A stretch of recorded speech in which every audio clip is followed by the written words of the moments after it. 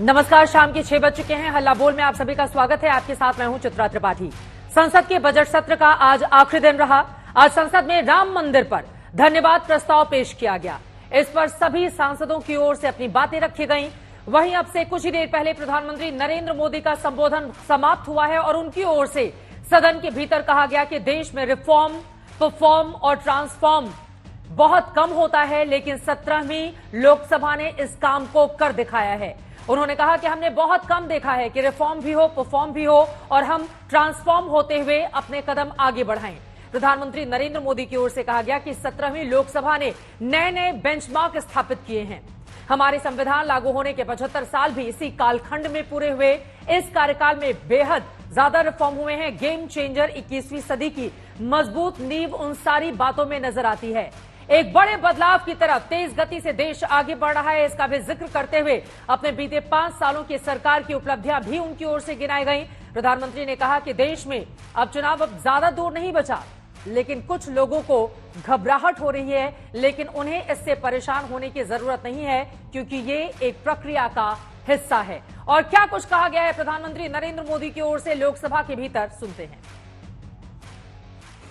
आज राम मंदिर को लेकर के इस सदन ने जो प्रस्ताव पारित किया है, वे देश की भावी पीढ़ी को इस देश के मूल्यों पर गर्व करने की संवैधानिक शक्ति देगा। ये सही है कि हर किसी में ये सामर्थ्य नहीं होता है कि ऐसी चीजों में तो कोई हिम्मत दिखाते हैं, कुछ लोग मैदान छोड़ के भाग जाते हैं, लेकिन फिर भी भविष्य के रिकॉर्ड को देखेंगे तो आज जो व्याख्यान वो हुए हैं, जो बातें रखी गई हैं, उसमें संवेदना भी है, संकल्प भी है, सहानुभूति भी है और सबका साथ सबका विकास के मंत्र को आगे बढ़ाने का उसमें तत्व भी। आदरणीय अध्यक्ष जी, चुनाव बहुत दूर नहीं है। कुछ लोगों को थोड़ी घबराहट रहती होगी, लेकिन ये लोकतंत्र का सहज आवश्यक पहलू है। हम सब उसको गर्व से स्वीकार करते हैं और मुझे विश्वास है कि हमारे चुनाव भी देश की शान बढ़ाने वाले, लोकतंत्र की हमारी जो परंपरा है पूरे विश्व को अचंभित करने वाले अवश्य रहेंगे, ये मेरा पक्का विश्वास है। ये 5 वर्ष देश में रिफॉर्म, परफॉर्म एंड ट्रांसफॉर्म, ये बहुत रेयर होता है। एक नया विश्वास भरता हो, ये अपने आप में 17वीं लोकसभा से आज देश अनुभव कर रहा है। वो संविधान में एक दरार दिखाई देती थी, एक खाई नजर आती थी, एक रुकावट चुभती थी, लेकिन इसी सदन ने धारा 360 आर्टिकल 370 हटा करके संविधान के पूर्ण रूप को, उसके पूर्ण प्रकाश के साथ उसका प्रकटीकरण हुआ। जम्मू कश्मीर के लोगों को सामाजिक न्याय से वंचित रखा गया था। आज हमें संतोष है कि सामाजिक न्याय का जो हमारा कमिटमेंट है, वो हमारे जम्मू कश्मीर के भाई बहनों को भी पहुंचा करके हम आज एक संतोष की अनुभूति कर रहे हैं। जब भी इस नए सदन की चर्चा होगी तो नारी शक्ति वंदन अधिनियम इसका जिक्र होकर के, यानी एक, और भले ही वो छोटा सत्र था, लेकिन दूरगामी निर्णय करने वाला सत्र था। इस नए सदन की पवित्रता का एहसास उसी पल शुरू हो गया था, जो हम लोगों को एक नई शक्ति देने वाला है।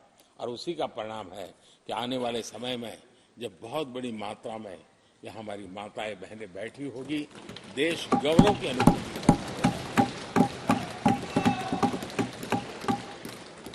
राम मंदिर पर धन्यवाद प्रस्ताव के लिए एक दिन बजट सेशन को आगे बढ़ाया गया। 17वीं लोकसभा का आज आखिरी दिन और प्रधानमंत्री नरेंद्र मोदी का अगले चुनाव के ठीक पहले का ये संसद का आप भाषण सुन रहे थे, जिसका जिक्र तमाम बीजेपी के नेताओं की ओर से भी किया गया कि किस तरह का भाषण देकर दरअसल आगे आने वाले वक्त की एक नींव रखी गई है प्रधानमंत्री नरेंद्र मोदी की ओर से लोकसभा के भीतर। वहीं राज्यसभा में भी बीजेपी अध्यक्ष जेपी नड्डा ने राम मंदिर प्रस्ताव पर अपनी बात रखी। नड्डा ने इसे ऐतिहासिक क्षण करार दिया। जब हम 500 साल का इतिहास बताते हैं तो वो गुलामी भरा इतिहास है, संघर्ष भरा इतिहास है। और जब हम 22 जनवरी 2024 की बात करते हैं तो हम उस दिन को स्पिरिचुअल, कल्चरल कॉन्शियंस का रिसर्जेंस का दिन मानते हैं। वो आध्यात्मिक, सांस्कृतिक चेतना का पुनर्जागरण का दिन होता है, ये भी हमको ध्यान रखना है। और ये दिन कोई 1000 साल नहीं, कोई 10,000 साल नहीं, सहस्र शताब्दियों तक इस दिन को याद रखा जाएगा। ऐतिहासिक दिन होगा, ये भी हमको याद रखना। रामराज्य का भी जिक्र करते हुए जेपी नड्डा राज्यसभा के भीतर नजर आए। वहीं यूपी विधानसभा में कुछ देर पहले मुख्यमंत्री योगी आदित्यनाथ का संबोधन हुआ। विधानसभा में भी सीएम योगी ने श्री राम और राम मंदिर के बारे में विस्तार से अपनी बात कही और ये बोला कि अब की बार का बजट रामलला को समर्पित है। और ये हमारा सौभाग्य है कि जब आज हम लोग, मेरी सरकार ने अपना 8वां बजट प्रस्तुत किया है, तब अयोध्या में प्रभु रामलला का भव्य, दिव्य और नव्य मंदिर बनकर के आज प्राण प्रतिष्ठा का कार्यक्रम भी बड़ी धूमधाम के साथ संपन्न हो चुका है। रामलला वहां विराजमान हो चुके हैं और इसलिए बजट भी प्रभु राम के श्री चरणों में समर्पित है, क्योंकि लोक मंगल का ये बजट है, इसलिए प्रभु राम लोक मंगल के प्रतीक हैं। ये बजट भी उनके श्री चरणों में समर्पित है। तो हर तरफ श्री राम, रामलला और राम राज्य की ही बात हो रही है और यकीनन भारतीय जनता पार्टी राम के जरिए 2024 के एजेंडे को भी पूरी तरह से सेट कर देना चाहते हैं। यही कारण रहा कि बजट सेशन को एक दिन के लिए बढ़ाकर विशेष तौर पर भगवान श्री राम के लिए, रामलला की प्राण प्रतिष्ठा के लिए यह प्रस्ताव लाया गया और उस पर सभी धन्यवाद बोलते हुए प्रधानमंत्री नरेंद्र मोदी को अपनी अपनी बातें रखते हुए, चाहे लोकसभा हो या फिर राज्यसभा हो, उसमें दिखाई दिए। इसी पर करेंगे चर्चा। कई खास मेहमान हमारे साथ मौजूद हैं, उनका परिचय आपसे करवाते हुए चर्चा की शुरुआत करेंगे। गौरव भाटिया जी, राष्ट्रीय प्रवक्ता भारतीय जनता पार्टी के हमारे साथ मौजूद हैं। तहसीन पूनावाला जी, पॉलिटिकल एनालिस्ट हैं, हमारे साथ स्टूडियो में जुड़ चुके हैं। अनुराग भदौरे जी, प्रवक्ता समाजवादी पार्टी के हमारे साथ मौजूद हैं और हमारे साथ मौजूद हैं राजीव रंजन जी, आप प्रवक्ता हैं जेडीयू के। सभी का बहुत स्वागत है। सबसे पहले गौरव भाटिया जी, शुरुआत आपसे ही करते हुए 2024 के लिए रामबाण साबित होगा प्रधानमंत्री का आज का संबोधन?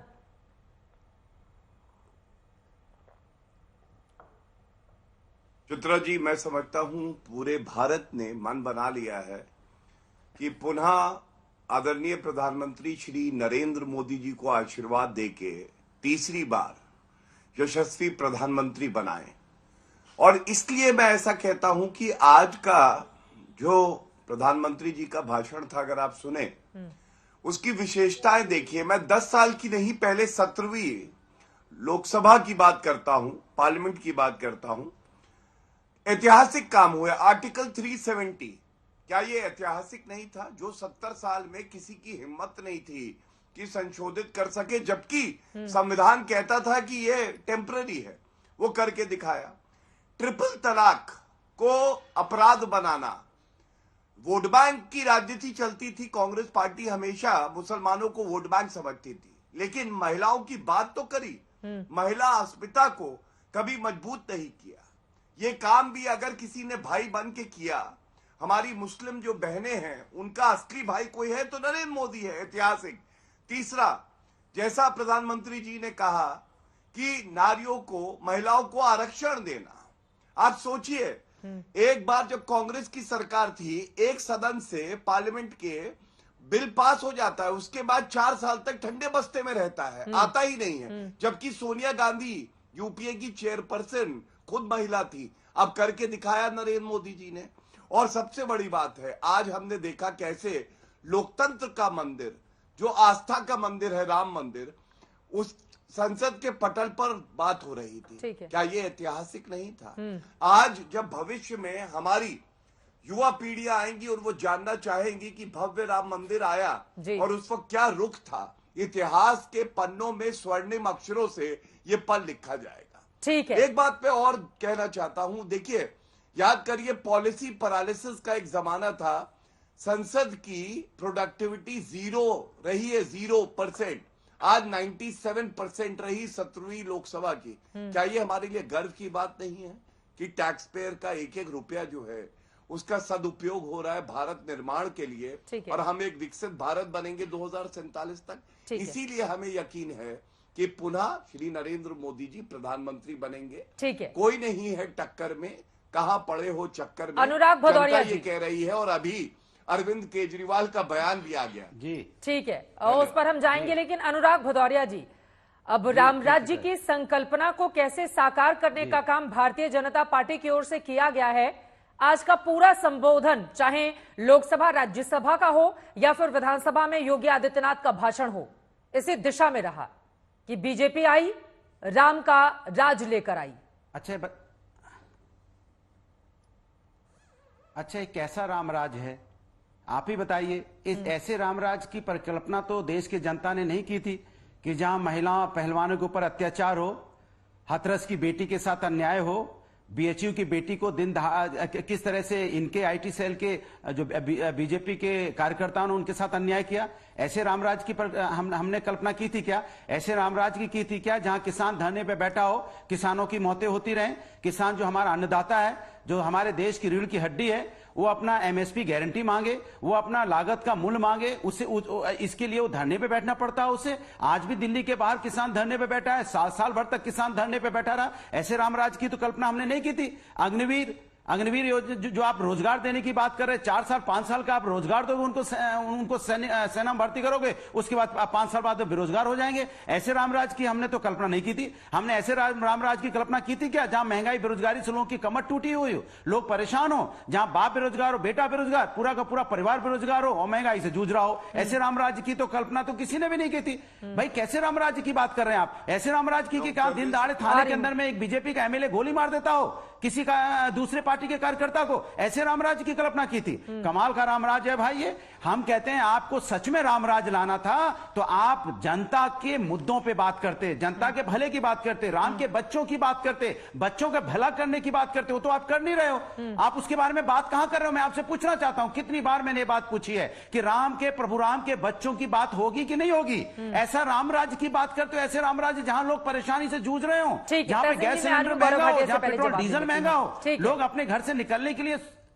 हाँ ठीक है, आपने एक साथ तमाम मुद्दे गिनाए हैं। गौरव भाटिया जी जवाब दीजिए। एक सेकेंड और ज्यादा नहीं, एक सेकेंड और जहां आप देखो उत्तर प्रदेश के अंदर में शिक्षक भर्ती, मैंने देखो किसान रोड पे, शिक्षक रोड पे, युवा रोड पे, अग्निवीर रोड पे, वकील रोड पे, कौन ऐसा है जो रोड पे नहीं है अपने न्याय मांगने के लिए? तो क्या ये रामराज है? रामराज में ऐसा होता था? बताइए आप। ठीक है गौरव भाटिया जी।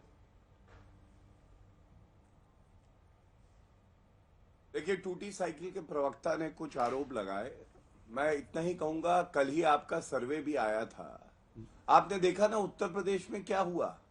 आपका सर्वे दिखा रहा है 72 सीटें, हम लोग कह रहे हैं चित्रा जी मैं गलत बोल रहा हूं तो बता दीजिए। उनकी बात हो जाए अनुराग भदौरिया जी प्लीज, ये तरीका ठीक नहीं है, उनकी बात हो जाए। बाकी लोग स्टूडियो में हैं, उधर राजीव जी भी प्लीज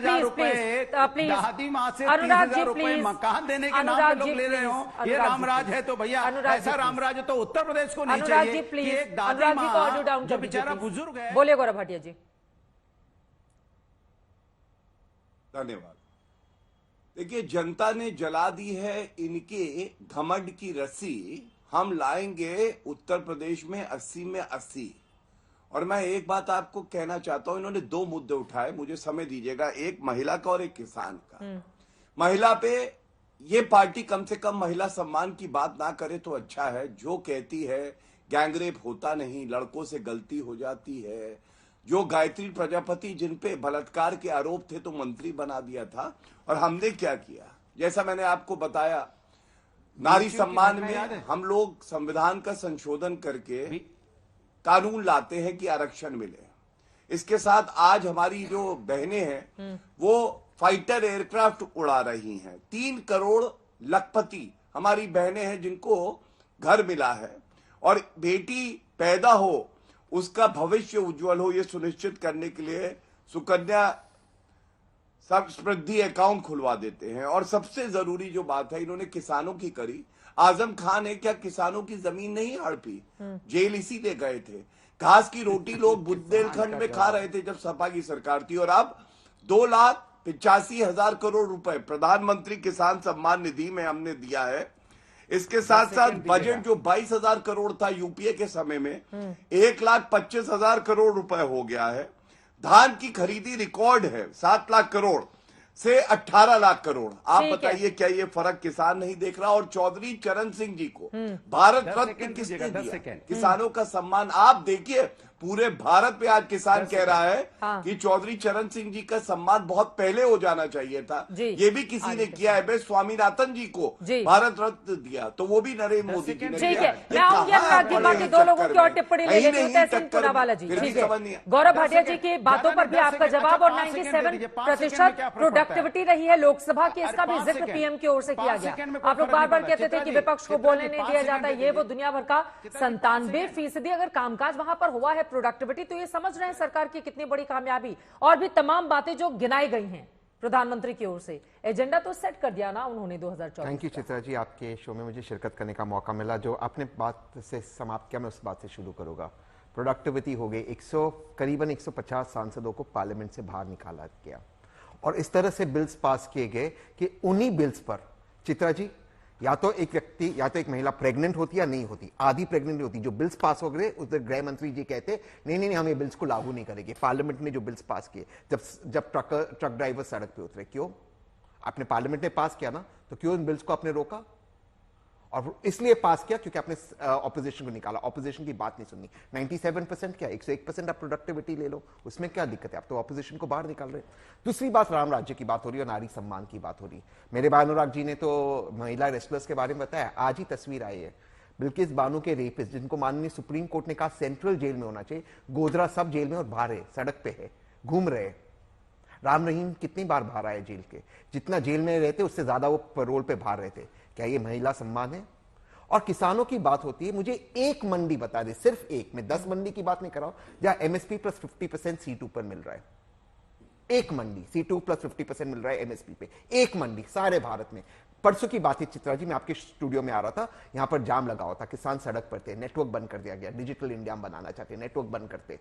भारत में यूक्रेन से ज्यादा इंटरनेट कट है, ये डिजिटल इंडिया बनाना चाहते हैं। क्यों? अगर किसान आ रहे हैं और दिल्ली जा रहे तो आप उनको काहे रोक रहे, काहे इंटरनेट बंद कर रहे हैं? क्यों डर रहे? किसान गुंडे मवाली, ये मेरे शब्द नहीं, ये मीनाक्षी लेखी जी के शब्द है।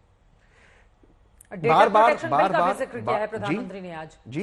डेटा के सामर्थ्य का जिक्र करते हुए मैं आ रही हूं। डेटा प्रोटेक्शन बिल का भी और भी तमाम बातों ठीक बात है, डेटा प्रोटेक्शन ठीक है, डेटा प्रोटेक्शन बिल की बात की, नारी बंधन अधिनियम, 3 तलाक का खात्मा किया, ऐसे वो बात अच्छी है, वो बात अच्छी है, तो उसमें उनका समर्थन है। लेकिन जो नाइंसाफी हुई है महिलाओं के साथ, जो रेसलर्स के साथ हुई, दिल्ली पुलिस की रिपोर्ट इंडिया टुडे ने ब्रेक की। क्या कहती है रिपोर्ट? उन महिलाओं ने प्रोटीन पाउडर मांगा, कहा नहीं छुआ ब्रिजभूषण शरण सिंह जी। अभी गौरव भाई ने कहा 80 में से 80 आपकी जलेगी रस्सी, ठीक है, आपको 80 में से 80 मिलेगी, तो आप मोदी जी के नाम पर वोट मिले, क्या जरूरत है ब्रिजभूषण शरण सिंह जी की? नहीं निकाल सकते आप उनको? एक बार आप ब्रिजभूषण शरण सिंह जी को शो पर क्रिटिसाइज कीजिए ना। अजय मिश्रा टेनी के बच्चे ने किसानों को रोंडा, उसको आपने निकाला गृह मंत्री की, 80 में से 80 मिल रहे ना आपको, निकालिए ना उनको आप बाहर। क्या ये शो पे हम उनको नहीं देंगे टिकट? 80 में से 80 मिल रहे ना आपको। आप यही कहते कांग्रेस ने ये गलत किया, सपा ने गलत किया, इसलिए वो आज सत्ता के बाहर है। आपको तो 80 में से 80 मिल रहे ना, क्यों नहीं निकालते आप उनको? ये इसका जवाब ये नहीं देंगे आपको। बोलिए गौरव भाटिया जी, फिर उसके बाद फौरन राजीव जी मैं आपके पास आ रही हूँ। हाँ बोलिए।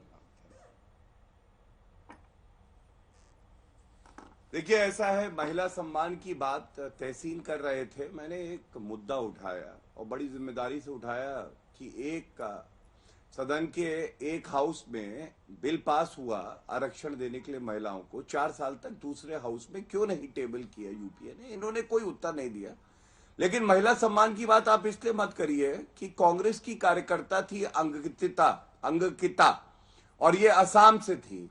इन्होंने आरोप लगाए कि इनके जो कांग्रेस के यूथ के प्रेसिडेंट हैं उन्होंने उनके साथ अभद्र व्यवहार किया है, फिजिकली अब्यूज किया है, लेकिन कोई कार्रवाई नहीं हुई, बल्कि पहलवान ये जो नारी है उनको हटा दिया गया। अंकिता भंडारी नहीं याद रहती है, बीच में नहीं। अनुराग जी की बात हो जाए, अनुराग जी उनकी बात हो जाए, आपकी बारी आएगी तो आप बोलिएगा। भारतीय जनता पार्टी उनकी बात हो जाए, तोते को मत बुलाया करिए, चर्चा का स्तर इतना गिरा देता है। हम इस तरह की टिप्पणी से बचेंगे। ओछा हल्का अनुराग भदौरिया जी, अगर आप सबके बीच में बोलेंगे तो फिर सोचिए आपके साथ क्या व्यवहार करेगा पैनल। प्लीज अनुराग जी। सवाल का जवाब होता है, सवाल का नहीं, सवाल का जवाब होता है, सवाल का सवाल नहीं होता है। जवाब मांगा जा रहा है कि हाथरस पे आप क्या बोलेंगे, प्लीज अनुराग जी, बीएचयू पे क्या बोलेंगे, प्लीज अनुराग जी, महिला जो पहलवान महिलाओं पे क्या बोलेंगे, मैं जवाब दे भंडारी पे क्या बोलेंगे। अनुराग जी तो आप प्लीज सवाल पूछते हो मुझसे, अरे अनुराग सरकार जी को जवाब देना है महिला सम्मान के ऊपर में। अनुराग भदौरिया दादी माँ से तो 30,000 रुपए अनुराग भदौरिया जी, इस तरह से तो डिबेट नहीं हो पाएगी ना, लगातार आप ही बोलेंगे तो। 18 मिनट से राजीव रंजन जी भी यहाँ पर बैठे हुए हैं चुपचाप, ये कोई तरीका नहीं हो सकता है। प्लीज अनुराग जी, ये सही तरीका नहीं है, ये सही तरीका नहीं है। अनुराग जी, अब आपको मैं लगातार म्यूट कर दूंगी, आपको अच्छा नहीं लगेगा। ये तो कोई तरीका नहीं होता ना सबके बीच में बोलने का। गौरव जी, अपनी बात को पूरी कीजिए। राजीव जी, मैं फौरन आपके पास आ रही हूँ। हाँ, धन्यवाद। उसके साथ मैं बता रहा था, तहसीन एनसीआरबी का डेटा देख लें, सबसे ज्यादा बलात्कार के मामले जो हुए वो राजस्थान की, जब अशोक गहलोत की सरकार थी 2021 में 6,310 और करीब 6,000 2022 में भी थे। लेकिन सोनिया गांधी और प्रियंका वाड्रा को कभी महिलाओं की अस्मिता की चिंता नहीं हुई, ये सच्चाई है। मैं तहसीन ये भी पूछना चाहता हूं, नरेंद्र मोदी जी को आशीर्वाद दिया बनारस, वो पिछले 5 साल में 25 बार से ज्यादा बनारस गए। सोनिया गांधी 5 साल में 1 बार रायबरेली गई। क्यों ऐसा है बताइए? उनको चिंता नहीं वहां के लोगों की। और सपा के प्रवक्ता को मैं कुछ आंकड़ों के साथ उत्तर दे दूं। महिला की बात कर रहे थे तो आंकड़े ये कहते हैं कि जब इनकी सरकार थी 2016 में, तो बलात्कार के मामले थे 4,816 और एक बलात्कार का भी मामला हो तो शर्म की बात है। लेकिन योगी आदित्यनाथ जी का जब डंडा चला है तो ये करीब 30% कम हुए हैं, 3690। ये 2022 का जो आंकड़ा है ये मैं दे रहा हूं। ये क्या दर्शाता है? ये दर्शाता है कि कानून व्यवस्था बेहतर हुई है। और एक बात और चित्रा जी कह दूं, देखिए नरेंद्र मोदी जी की एक बात जिसके लिए जनता उनकी कायल है, उन्होंने कहा जब मैंने प्रधानमंत्री पद पे मैं आया तो अर्थव्यवस्था लचर थी और उसके बावजूद मैंने ये बात सार्वजनिक नहीं करी क्योंकि ये राजनीतिक हित में हो सकता है लेकिन देश हित में नहीं था। आज जब 2024 में हमारी अर्थव्यवस्था विश्व की 5वीं सबसे बड़ी अर्थव्यवस्था है, तब मैं देश को ये व्हाइट पेपर के माध्यम से बताना चाहता हूं किस तरह से कांग्रेस पार्टी और यूपीए के घटक दल थे, उन्होंने देश को लूटा है और किस तरह से हम इस गाड़ी को पटरी पे लाए हैं। मैं समझता हूं ये स्टेट्समैन लाइक जो खूबी है ये किसी और नेता में आज विपक्ष में नहीं है। इसीलिए देश आज नरेंद्र मोदी जी का इतना आदर करता है, उन पर विश्वास करता है। अब तहसीन जी, मैं फौरन आपके पास आऊंगी, आप हाथ उठा रहे हैं, लेकिन राजीव रंजन जी सीधे आपका रुख करते हुए, अब ये जो रामलला को लेकर आज संकल्प प्रस्ताव आया, उस पर धन्यवाद की चर्चा हुई, तो सवाल तो विपक्ष यही पूछेगा ना कि राम के नाम पर ही एनडीए जो है अपने आप को पार लगाने की कोशिश कर रहा है 2024 में। राजीव जी, और बाकी मुद्दों पर जवाब देने से क्या बचता है सत्ता पक्ष?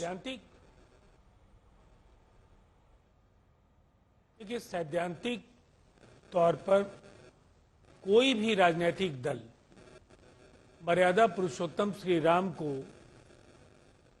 जिस तरीके से स्थापित किया गया और जिस तरीके से अयोध्या के विकास का मार्ग प्रशस्त हुआ, उससे किसी को ऐतराज होना चाहिए। इसलिए कि सब ये चाहते थे कि या तो सभी की सहमति से या न्यायालय के फैसले से निर्माण हो।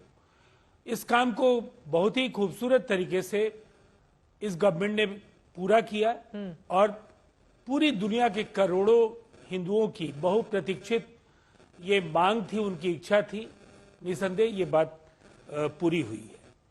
जहां तक मैं कहूंगा, ये जो 5 वर्ष हैं औपनिवेशिक कानूनों से मुक्ति के लिए लिए गए बड़े फैसले, जीएसटी और नोटबंदी जैसे आर्थिक दृष्टि से क्रांतिकारी बदलाव के वाहक बनने वाले फैसले और ऐसे फैसले जिससे गैर बराबरी काफी हद तक कम होती चली गई, चाहे वो लैंगिक असमानता हो, भाषाई असमानता हो, धार्मिक असमानता हो या आर्थिक दृष्टि से कमजोर वर्ग के लोगों के लिए भी बड़े क्रांतिकारी ऐलान हुए जी। उनको अमली जामा भी पहनाया गया।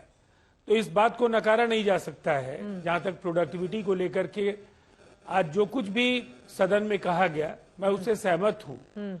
विपक्ष और पक्ष अपनी जगह अपने अपने तर्क हैं, लेकिन जो भी बिल्स वहां थे वो पारित हुए, उनको कानून की शक्ल दी गई और उनका क्रियान्वयन बेहतर तरीके से हो रहा है। मैं समझता हूं इन 5 वर्षों का जो इन 5 वर्षों में जो लिए गए फैसले हैं जी, 21वीं सदी को मतलब 21वीं सदी में भारत वैश्विक परिप्रेक्ष्य में हाँ, एक मजबूत आर्थिक शक्ति के तौर पर उभर पाए। ये एक बड़ी चुनौती थी और वो आसान होता हुआ दिख रहा है। तो मैं समझता हूँ ये बहुत ही आसान लक्ष्य नहीं था। दुनिया ने भारत के सामर्थ्य को स्वीकारा है, इसका भी जिक्र करते हुए तहसीन पूनावाला जी प्रधानमंत्री आज नजर आए और राजीव जी की ओर से भी जो बातें कही गई, ये तो सच है ना कि सत्ता पक्ष विपक्ष का अपना विरोध हो सकता है, लेकिन 97% अगर उनका प्रोडक्टिविटी रहा हो, तमाम दूसरे मामलों में जो क्रांतिकारी कदम रहे हो, भारत रत्न दिए जाने का जो ऐलान किया, तो एक चीज नहीं है। तमाम सामाजिक आर्थिक समीकरण साधते हुए आज प्रधानमंत्री नरेंद्र मोदी जी ने जिस तरह से अपने भाषण का समापन किया 17वीं लोकसभा में, इसके जरिए 24 की दस्तक तो है ही ये जोरदार तरीके से। जी चित्रा जी, और आप जानते हैं, आप बहुत अनुभवी है, कोई भी सरकार 100% बैड नहीं होती, 100% गुड नहीं होती। हाँ। उन्होंने कुछ अच्छे काम किए और वहां पर उनकी प्रशंसा करनी चाहिए, लेकिन जहां उनका क्रिटिसिज्म होता है वहां माननीय प्रधानमंत्री पार्लियामेंट में खड़े होकर कहते मुझ पर पत्थर फेंकते हो, तो विपक्ष का काम ही है ना आलोचना करना। हम राम राज्य की बात करते हैं, भगवान मर्यादा पुरुषोत्तम श्री राम जब राजा राम बने थे तो वो सभी की बात सुनते थे, सबको एक साथ लेकर चलते थे। वो ही नहीं खड़े होकर ये नहीं कहते थे मैं अकेला सब पे भारी, मैं अकेला सब पे भारी। रावण का वध करने के बाद भी लक्ष्मण जी को भेजा वहां पर। ये है राम राज्य। और आप राम राज्य की बात करते हो तो सबसे ज्यादा बेरोजगारी आज इस मुल्क में है, 45 वर्षों की सबसे अधिक बेरोजगारी आज इस मुल्क में आपके इंडिया टुडे की फाइंडिंग है, या मूड ऑफ द नेशन की फाइंडिंग है, सबसे ज्यादा बेरोजगारी। मूड ऑफ द नेशन तो ये भी बता रहा है कि जोरदार तरीके से फिर से प्रधानमंत्री बन बिल्कुल, और उनको साधुवाद है, यानी कि उनकी बातों पर ज्यादा भरोसा कर रहा है ना देश, ये बात भी तो सच है। बिल्कुल, और उसके लिए उनको साधुवाद है, और अगर जीते तो हमारे प्रधानमंत्री है। लेकिन जो उनकी गलतियां है वो रोजगार नहीं दे पाए। कोविड के वक्त पूरी की पूरी केंद्र सरकार सो रही थी, कुछ नहीं किया कोविड के वक्त। मैं ऑक्सीजन सप्लाई कर रहा था, उन्होंने कुछ नहीं किया, जिक्र किया, आज क्रेडिट ले रहे हैं। आज अगर इंजेक्शन लगाकर लोगों को बचाने का काम किया गया तो गरीबों ने इसके लिए धन्यवाद दिया है वोट के रूप में। एक मिनट चित्रा जी, इंजेक्शन से आप बचे नहीं, इंजेक्शन से फ्यूचर में कोविड नहीं होती। कोविड के वक्त ऑक्सीजन सप्लाई नहीं किया, मैंने ऑक्सीजन सप्लाई किया, मैंने ऑक्सीजन पे जीएसटी भरा है। चित्रा जी मैं आपको चैलेंज करता हूं, आपके पास लैपटॉप है, बताइए दूसरे मुल्क जहां ऑक्सीजन के ऊपर उस वक्त टैक्स भरा गया, मैंने टैक्स भरा है, मैंने टैक्स भरा है, ऑक्सीजन सप्लाई किया, बीजेपी के एमपीज को सप्लाई किया है। तो सरकार ने कोई मदद सारे लोग नहीं। ये मुद्दों को विपक्ष को उठाना चाहिए, विपक्ष को उठाना चाहिए था, उन्होंने व्यक्तिगत स्तर पर किया, नहीं व्यक्तिगत से नहीं, सरकार की कोई मदद नहीं मिली। मैं आपको बता रहा हूं, यहाँ दिल्ली और उत्तर प्रदेश की पुलिस आपको आने जाने नहीं देती, ऑक्सीजन सप्लाई नहीं होने देता, कोई मदद नहीं की सरकार ने। वो केंद्र सरकार का असफलता थी। कुछ स्टेट गवर्नमेंट्स ने काम अच्छे किए, कुछ स्टेट गवर्नमेंट्स ने अच्छे काम किए। उत्तर प्रदेश सबसे खराब काम उत्तर प्रदेश का था। आप उसको मानो या ना मानो, आज आप उसको चेंज कर दीजिए, वो अलग बात है। गौरव भाटिया जी, मैं एक लाइन और कह दूं गौरव भाई, आज हमारे देश में पेंडेमिक चल रहा है, हार्ट अटैक का पेंडेमिक चल रहा है, उस पर सरकार एक बात नहीं करिए। आप सबके व्यूअर्स जानते हैं उनके घर में कोई न कोई दोस्त को हार्ट अटैक हो रहा है, उसके कोई रिसर्च हो रहा है, कोई सरकार उस पर बात कर रही है, कुछ इस पर बातचीत नहीं करना। लोगों को हार्ट अटैक हो रहे, कोई बातचीत नहीं हो रही, यंगस्टर्स को हो रहे। गौरव भाटिया जी, ये सवाल सबसे ज्यादा महत्वपूर्ण है। हार्ट अटैक के मामले जिस तरह से कोविड के बाद बढ़ते हुए चले जा रहे हैं, सरकार की ओर से ही कदम उठाए जाने होंगे ना, चाहे रिसर्च के लेवल पर चाहे दूसरे लेवल पर, ताकि क्यों हो रहे हैं इस तरह के मामले उसको रोका जाए। तो जो 2-3 सवाल पूछे उस पर आपका जवाब गौरव भाटिया जी। देखिए चित्रा जी, मैं आभार व्यक्त करता हूं तहसीन जी का कि उन्होंने कोविड का मुद्दा उठाया। पूरे विश्व ने भारत की तरफ देखा और शुरुआत करते हैं, आप याद करिए वो समय था जब लोगों को यह यकीन भी नहीं था कि भारत के नसीब में वैक्सीन कब आएगा। 1 साल से कम समय में 2 भारत में निर्मित वैक्सीन बना देना, और उसके बाद हम लोग आपके चैनल पे बैठते थे, आप होती थी, अंजना जी होती थी, और हमसे पूछते थे 100 करोड़ आप वैक्सीन डोजेस लगा देंगे इतनी कम समय में, और हम लोग कहते थे हमारा यकीन है नरेंद्र मोदी जी हैं तो मुमकिन है। और 220 करोड़ सुरक्षा कवच दिए गए नागरिकों को, वो भी मुफ्त। और पूरे विश्व में 100 से ज्यादा ऐसे देश हैं जिनको भारत निर्मित वैक्सीन उपलब्ध कराए गए। इसके साथ 80 करोड़ भारतीयों को 3 साल तक राशन देना मुफ्त, ये सुनिश्चित करने के लिए कि किसी भी नागरिक को कोई संकट ना आ जाए, वो अपने जीवन में मजबूत होकर आगे बढ़ सके और मुख्य धारा से जुड़ सके। और मैं इतना ही कहूंगा, कांग्रेस ने क्या रोल प्ले किया था तब, उनका क्या रोल था? क्या सोनिया गांधी या राहुल गांधी ने एक अपील करी नागरिकों से कि आप वैक्सीन लगाइए? उत्तर है नहीं। अखिलेश यादव ने कहा ये बीजेपी का वैक्सीन है मत लगाओ, लेकिन मुलायम सिंह यादव जी ने खुद लगा लिया। क्या ये सत्य नहीं है? भूपेश बघेल छत्तीसगढ़ के मुख्यमंत्री थे, उन्होंने कहा ये वैक्सीन खतरनाक है, ये लगाओगे तो मर जाओगे। अब आप बताइए कितनी गलत बात है कि एक विपक्ष जब भारत मांग कर रहा था कि वो सरकार के साथ कंधे से कंधा मिलाकर खड़ा रहे, उस वक्त वो लोग नकारात्मकता फैला रहे थे, वो डर फैला रहे थे। और एक अटूट व्यक्ति जिसकी इच्छा शक्ति थी कि भारत को मैं पूरी तरह से मजबूत करके सुरक्षित करूंगा, वो आदरणीय प्रधानमंत्री थे। जनता कोटि कोटि धन्यवाद दे रही है प्रधानमंत्री जी को। पहला चुनाव है, आप देखिएगा किस तरह से जनता अपने दिलों में बसाए है, और जब वोट गिने जाएंगे तब इनको इनकी राजनीतिक हैसियत पता चल जाएगी। अनुराग जी, भविष्य की पॉलिटिक्स किस तरह से आगे बढ़े, स्वर्णिम भारत, इसकी भी बात आज बीजेपी के तमाम नेताओं की ओर से कही गई। और चूंकि ये जो डिस्कशन हम कर रहे हैं, पुरानी तमाम बातों का जिक्र करना इसलिए जरूरी है क्योंकि ये 17वीं लोकसभा जिसका आज समापन हुआ है, विदाई भाषण आज प्रधानमंत्री नरेंद्र मोदी की ओर से 17वीं लोकसभा का दिया गया है। अनुराग भदौरिया जी, चाहे 80 करोड़ लोगों को मुफ्त में राशन की बात हो या फ्री में वैक्सीन देने की बात हो, इसका भी जिक्र आज प्रधानमंत्री की ओर से किया गया है, तो ये तो एक कामयाबी रही है, आप इसको कहते हैं कि नहीं ये कोई कामयाबी नहीं है सरकार की? चित्रा जी, अगर कोविड में आप ये कामयाबी मानती हैं कि किस तरह से ऑक्सीजन की कमी से लोगों की मौतें हुई, हॉस्पिटल में बेड नहीं, ऑक्सीजन नहीं, शमशान घाट पे जलाने की जगह नहीं, क्या देखा नहीं था इस हिंदुस्तान ने किस तरह से लोग तड़प तड़प के लोगों की जानें निकली हैं? आपका भी कोई रिश्तेदार होगा, हमारे भी कई रिश्तेदार हैं, वो लोगों के भी होंगे, सबने देखा है। और हम कैसे कहते हैं कि बहुत अच्छा इंतजाम था सरकार का? सबने देखा है कि क्या कोई इंतजाम नहीं था। दूसरी बात, जिस तरह का 80 करोड़ लोगों की बात की जाती है, मुफ्त में अनाज दिया जाता है, कभी हम लोगों ने सोचा नहीं था कि हिंदुस्तान के अंदर में कि इन्होंने वादा किया था कि हम आएंगे तो रोजगार देके लोगों को पैरों पे खड़ा करेंगे। कभी इन्होंने नहीं बोला था हम आएंगे तो लोगों को हम लाइन में लगवा देंगे कि हम आपको 5 किलो चावल 5 किलो आटा पे जीने पे निर्भर कर देंगे। ये हिंदुस्तान के लोग आत्मसम्मान से जीना चाहते, इनको नौकरी दे देते, आत्मसम्मान से जीते, अपने बच्चों का स्कूल में पढ़ाते, शिक्षा देते, आगे जाके भी वो उन्नति करते। जहां तक कि किसानों की बात है, किसान आज भी धरने पे बैठा है। आज भी जब हम आप डिबेट कर रहे हैं तब दिल्ली के बाहर आज भी वो अपने अधिकार के इंतजार में है कि मुझे अधिकार कब मिलेगा।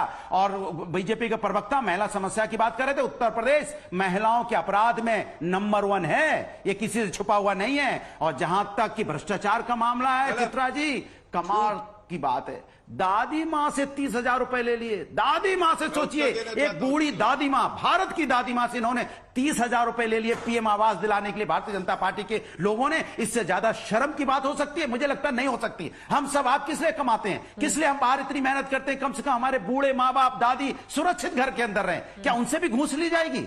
उनसे भी 30,000 रुपए ले लिए जाएंगे? और उन्होंने कैमरे के सामने बोला हाँ मुझसे 30,000 रुपए लिए गए हैं। आप सोचिए कितना करप्शन बढ़ा है। ये रामराज नहीं है, इसको रामराज नहीं बोलते। अगर रामराज होता तो शायद आप इस तरह की बातें नहीं कर रहे होते। लोकतंत्र, आज लोकतंत्र है। आप 150 सांसदों को बाहर कर देते हैं और कहते हैं टैक्स पेयर का पैसा अगर किसी ने बर्बाद किया है तो भारतीय जनता पार्टी की सरकार ने किया है। 150 सांसदों को आपने बाहर निलंबित करके आपने बिल पास कर दिए। क्या ये लोकतंत्र है? ये लोकतंत्र तो बता दीजिए। तीसरी बात इनसे पूछना चाहता हूं, आप इतनी लंबी बातें हटाकर संसद नहीं, मेरी बात से, हाँ अब खत्म कर लीजिए अपनी बात, 2 लाइन में खत्म कर लीजिए अनुराग जी।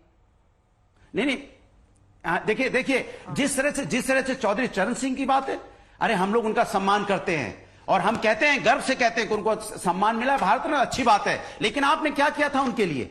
लाठी बरसाई थी। यही जयंत चौधरी पे लाठियां बरसाई थी लोगों ने हाथरस में, जब वो गए थे उस बेटी के साथ अन्याय हुआ था, इनकी पुलिस थी। तो हमने क्या किया, नेताजी ने चौधरी चरण सिंह यूनिवर्सिटी, जो मेरठ यूनिवर्सिटी थी, उसका नाम चौधरी चरण सिंह यूनिवर्सिटी किया था। और चौधरी चरण सिंह की प्रतिमा विधानसभा में हम लोगों ने लगाई थी, भारतीय जनता पार्टी विरोध कर रही थी, रात में लगवानी पड़ी उनकी मूर्ति। ये उसमें विरोध कर रहे थे मूर्ति का, आज मूर्ति लगा दी। आज देखिए, हर चीज राजनीति से नहीं होती है, हम लोग सम्मान करने वाले लोग हैं, ये लोग हमेशा राजनीति करने वाले लोग हैं। इनकी राजनीति, और किसान के ऊपर राजनीति करो, किसान धरने पे बैठा है तो किसान कैसे खुश होगा इनसे? किसान चुनाव में जवाब देगा, करारा जवाब मिलेगा 2024 में किसान की तरफ से करारा जवाब। दिल जीत लिया तो अब क्या करेंगे फिर अनुराग भदौरिया जी? लेकिन आपने जो सवाल उठाया उस पर जवाब लेना जरूरी है। गौरव भाटिया जी बार बार इस बात पर जोर दे रहे हैं कि विपक्षी नेताओं को बाहर करके आवाज दबाकर, और आप लोगों ने बिल्कुल धड़ाधड़ पास कराते हुए चले गए आप। चित्रा जी, कोविड की बात करी गई और इन्होंने कहा विफल हो गई। उत्तर प्रदेश में तो हालत बहुत बुरी थी। आप मुझे ये बताइए, 2022 में उत्तर प्रदेश के विधानसभा चुनाव हुए, एक पुत्र था अखिलेश यादव, जिसको विरासत में सत्ता मिली मुलायम सिंह यादव से। वो इतना निकम्मा था कि वो पुनः जीत नहीं पाया। एक थे योगी आदित्यनाथ जी। देखिए ये बदतमीज आदमी कैसी बातों का, नहीं देखिए, आप अगर संवैधानिक पद पे लोगों का, देखिए चित्रा जी मुझे ऑब्जेक्शन है, ये शब्दों का, जो शब्दों की मर्यादा नहीं होगी तो शब्दों की मर्यादा हम भी खो देंगे। हम भी जानते हैं कि ये कहां से आया है। उसी साइकिल से बैठ के चौड़े होकर दिल्ली तक पहुंचे थे। साइकिल नहीं आपको दिल्ली तक पहुंचाया था। आपको तो प्राउड फील होना चाहिए कि साइकिल से आप दिल्ली तक पहुंचे हो। आज आप साइकिल से भी नहीं होते तो क्या बीजेपी आपको ले लेते हैं दल में? उसको आप ऐसा शब्दों का इस्तेमाल करेंगे? आप सम्मान से बोलिए, हम आपके नेता के लिए कभी गलत शब्दों का इस्तेमाल नहीं करते। 111 विधायक हैं माने, जिससे सब माने ये संस्कार तो समाजवादी नहीं है, ये संस्कार भारतीय जनता पार्टी के है। समाजवादी तो संस्कार अच्छा कहते हैं। चित्रा जी, अच्छा नहीं लगता। अगर आप चाहती है सब चलता रहे, बीच में बोलते रहे, तोता तो बोलता रहे। नहीं, लेकिन ये तरीका नहीं ठीक है ना गौरव भाटिया जी। अब निकम्मा क्या देना, 111 विधायकों की पार्टी है वो। अब इस तरह के शब्दों से तो हमें बचना चाहिए। ओके, अनुराग भदौरिया का ऑडियो डाउन कीजिए। मैं बोल रही हूँ अनुराग जी, आपकी ओर से मैं बोल रही हूँ, मुझे भी आपत्ति है उस शब्द पे। गौरव जी अपनी बात को आगे बढ़ाइए आप। देखिए, आपको आपत्ति है, लेकिन पूरा उत्तर प्रदेश जानता है कि जब अखिलेश यादव मुख्यमंत्री थे तो लोग कहते थे 5.5 मुख्यमंत्री हैं। तो लोग कहते थे आधा मुख्यमंत्री कौन है, तो कहते थे अखिलेश यादव है। और अगर इतने ही कर्मठ होते ना तो गठबंधन करके नहीं आते, बार बार उसके बाद चुनाव ना हारते। मैंने जो आपको तर्क दिया, आप बताइए क्या सही नहीं है? अखिलेश यादव को विरासत में क्या गद्दी नहीं मिली? और गद्दी तो मिल सकती है विरासत में, लेकिन बुद्धि नहीं मिल सकती है, वो हार गए। और योगी आदित्यनाथ जी क्या कोविड के समय के बाद पुनः मुख्यमंत्री बन के नहीं आए? क्या ये तथ्य गलत है? क्या वो यशस्वी, कर्मठ, कर्तव्य परायण, ईमानदार नहीं है? दूसरी बात, ये आंकड़े सुनिए चित्रा जी, यहां कुछ भी आके अनर्गल बोलने से काम नहीं चलेगा। झूठ कैसे बोलता है सभा का प्रवक्ता? उसने कहा सबसे ज्यादा महिलाओं के खिलाफ अपराध उत्तर प्रदेश में होते हैं। तो मैं आपको बलात्कार का आंकड़ा दे रहा हूं, और एक बलात्कार भी हो तो बहुत ज्यादा है, लेकिन सपा के समय में 2016 में 4816 बलात्कार और करीब 5000 हत्याएं हुई। अब आप बताइए, जब योगी आदित्यनाथ जी की सरकार 2022 का डेटा आया है तो बलात्कार के मामलों में कमी आई 3690, और जो हत्याएं हैं उसके मामलों में 3491। मतलब कहां 5000, कहां 3491। और राजस्थान में सबसे ज्यादा बलात्कार हुआ आंकड़ा है 5400। अब आप बताइए, सपा के प्रवक्ता ने क्यों झूठ बोला नेशनल टेलीविजन पे? बोलिए अनुराग, मुझे आंकड़ा बता दे कहां से लेके आए आंकड़ा बताइए कहां से? मैं क्या ये पूछने का हकदार? उत्तर प्रदेश क्या देश ना देखे ठीक ये है, टूटी साइकिल फटा? ठीक, मैं बोल रहा हूँ, जो झूठ बोल रहा है। गौरव भाटिया जवाब ले लेते हैं। अच्छा ठीक, उन्होंने आरोप लगाया, कहां से? अरे मैं बोल लूँ, बोलिए अनुराग, आप पूछिए, ये आंकड़ा बताए कहां से लेके आए? नहीं, एनसीआरबी का, मैं एनसीआरबी का आंकड़ा दे रहा हूं आपको 2022 का। एनसीआरबी के आंकड़े के मुताबिक अपराध में उत्तर प्रदेश की महिलाओं पे जो अपराध रजिस्टर्ड हुए हैं, बताइए। वो सुन लीजिए मेरी बात, आप झूठ बोलना तो बाद में उसको देखते रहना। तो जब भारतीय जनता पार्टी से मैं सीधा सा सवाल है, एक तो मुझे बीजेपी के प्रवक्ता से सवाल है, मुझे बोलने दो। क्लोजिंग कमेंट कुछ भी हो, लेकिन इन सब के तहत नरेंद्र मोदी का जो है उससे कैसे मुकाबला करेंगे 2024 में? तहसीन जी, आप लोग, विपक्ष बिखरा हुआ दिखाई दे रहा है और उधर एकजुट होकर 2024 की तैयारी। चित्रा जी बहुत अच्छा सवाल पूछा, 2 लाइन में जवाब दे दूंगा। कट तो रावण का भी बहुत बड़ा था, लेकिन जो लोग यहां पर धर्म के सबसे बड़े रक्षक होने के का दावा करते, वो लोग ये ना भूले कि मां सीता का अपहरण करने के लिए रावण भी धार्मिक और साधु बन के ही आया था। तो ये जुमलेबाजी बंद करें। मल्लिकार्जुन खड़गे जी ने रावण से तुलना की थी गुजरात मैं किसी व्यक्ति की नहीं कर रहा, मैं किसी व्यक्ति की नहीं कर रहा हूं, मैं पार्टी और मैं सरकार की कर रहा हूं, मैं सरकार की कर रहा हूं, मैं सरकार की कर रहा हूं। और मैं ये कह रहा हूं कि जो हशर दुर्योधन का हुआ, वही हशर भाजपा का राजनीतिक रण में होने वाला है। अच्छा प्रदर्शन कर दिया ना गुजरात में बीजेपी ने। कोई बात नहीं, चुनाव जीतते चुनाव हारते, इसका मतलब ये नहीं कि आप धर्म का रास्ता छोड़े। और धर्म ये कहता है कि आप लोगों को नौकरियां दें, धर्म ये कहता है लड़कियों के साथ इंसाफ करें। ये कुछ नहीं करते और इनका वही राजनीतिक हशर होने वाला है जो कुरुक्षेत्र के रण में दुर्योधन का हुआ था। अब यदा यदा ही धर्मस्य ग्लानिर्भवति भारतः देखना यही होगा कि कुरुक्षेत्र और यहां पर महाभारत का जिक्र किया जा रहा है। इस युद्ध में किसकी होती है विजय? लेकिन आज के भाषण के जरिए रामराज्य की संकल्पना को साकार करने के बाद प्रधानमंत्री नरेंद्र मोदी की ओर से की गई 5 सालों का कामकाज गिनाया गया है और 2024 का एजेंडा यहां पर सेट करके राम के नाम पर अब कैसे एनडीए आगे बढ़ेगा उसकी पुरजोर तरीके से कोशिश की गई है। किसको मिलेगी भविष्य में कामयाबी, इस पर रहेगी आज तक की नजर।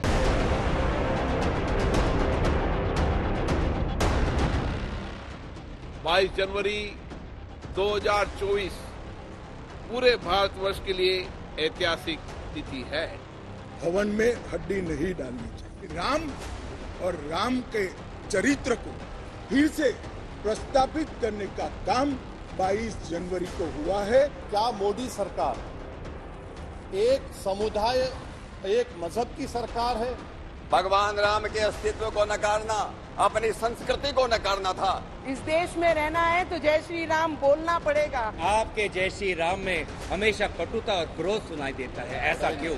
इन्हीं के वकील खड़े हो गए थे कि अभी न्याय नहीं होना चाहिए राम के मंदिर में।